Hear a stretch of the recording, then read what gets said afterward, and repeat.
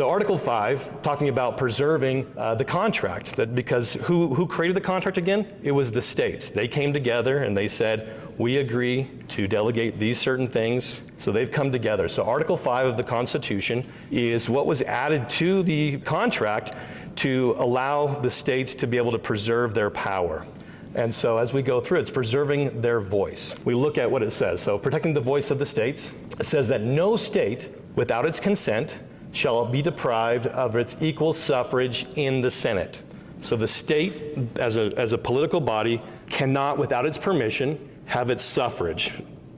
If you remember the suffrage for women, right? So suffrage means votes. So the state government's vote cannot be taken from it without its consent, meaning without its permission. So why did they do that? They called it the unamendable clause because they couldn't have their vote taken away without their consent. You couldn't have 99 out of 100 say that you don't get your vote anymore.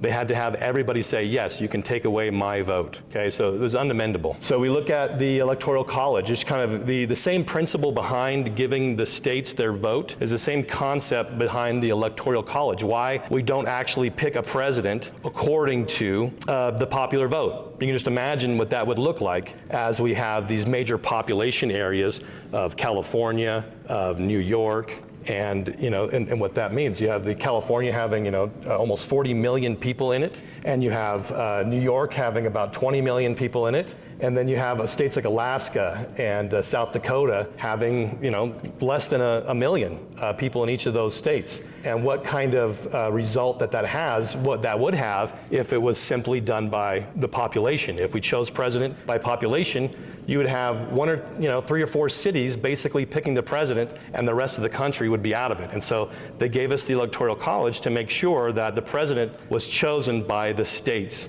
as opposed to 1 or 2 major cities across the Union. And so we look at Article 5 again, that protects the voice of the states. And we look at this, the city of Los Angeles with all by itself, we have it having about 12 million people versus the entire state of Utah only having about 4 million. So just the city of Los Angeles would outvote us, according to the presidency, what is that, 3 times over. And so the influence that we would lose, that all of the smaller states would lose, was something the Founding Fathers wanted to prevent. And so as another check besides the Electoral College, we have Article 5 of the Constitution, not having their votes taken away from them. And so here, we look at the state of Utah and the counties within our state, where if the state had its vote taken away from it and it was given to the people, like they choose the congressmen, you have basically Utah County and Salt Lake County having all of the voice in who the senator is for the state of Utah. And so the Founding Fathers recognized that just like that's a problem for the entire Union, a state would have its voice taken away if it was chosen by population just as much as if the president was chosen by population. And so they, in the Article 5 of the Constitution, made sure that the states got to keep their vote. And it was the state legislators that picked the senator for the U.S. Senate. And so they called it the unamendable clause. We have in the Convention of 1887, it says it was feared that 3/4 of the states might be brought to do things fatal to particular states, as abolishing them altogether or depriving them of their equality in the Senate. To protect this, it was added that no state be deprived of its equality in the Senate. So no state was to have its vote taken away from them. In the convention, they also said that, and in order that no consolidation should take place, it is provided that no state shall, by any amendment or alteration, be ever deprived of an equal suffrage in the Senate without its own consent. So you can't have an amendment passed unless it was every single state said, yes, I agree to this. It's not like any other amendment where you just had 3/4 of the states say that they agreed to it.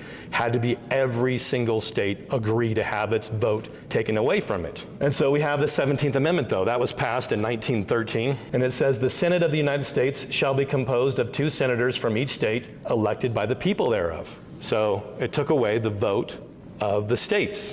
It said, now we're going to give it to the people, the population centers of that state. And so we talked about how it had to be unanimous. So even if one state, you didn't have to say no to it, you just couldn't give your assent. If you didn't give your approval to it, it was now an invalid amendment. And so we have one state rejected it, and you have about 7 other states that said nothing at all. They said, we're not going to make an opinion on it. So if a state has to have its consent to have its vote taken away from it, is the 17th Amendment valid according to Article 5 of the Constitution? No, absolutely not, because they did not give their assent to have their voice taken away from them.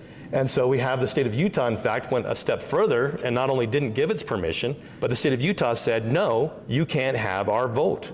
And so according to Article 5 of the Constitution, the 17th Amendment is a violation of the Constitution, which I think sounds weird to a lot of people to say that the Constitution violates the Constitution. But when you're going to change it, you have to follow the rules of the original contract.